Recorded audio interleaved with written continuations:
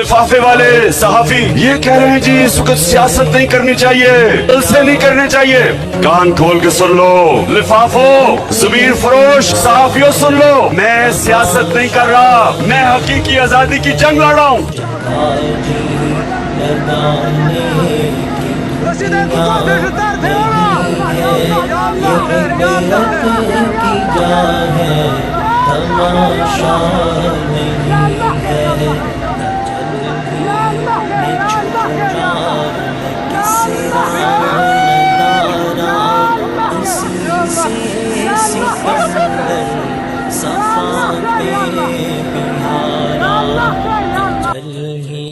इमरान खान साहब की बुनियादी जिम्मेदारी नहीं है। इमरान खान साहब ने भी साउथ में जलसे रखे हैं और उसके दौरान भी हमारे वहां पे खान साहब के दौरे होंगे जब साउथ के जलसे होंगे और वो खुद मॉनिटर कर रहे हैं। यहाँ पे हम लोग जब बैठते हैं हमारी जो पार्लिमानी पार्टी जिम्मेदारी नहीं है सैलाब मुतासरीन के पास जाना, नहीं वो चीफ मिनिस्टर की हुकूमत पंजाब की है, जिसकी है हुकूमत पाकिस्तान की है। खान साहब जाएंगे तो क्या कारनामा कर देंगे मुझे तब बताएं, वही फिर हुकूमत पंजाब को डायरेक्शन देंगे। बिस्मिल्लाहिर्रहमानिर्रहीम।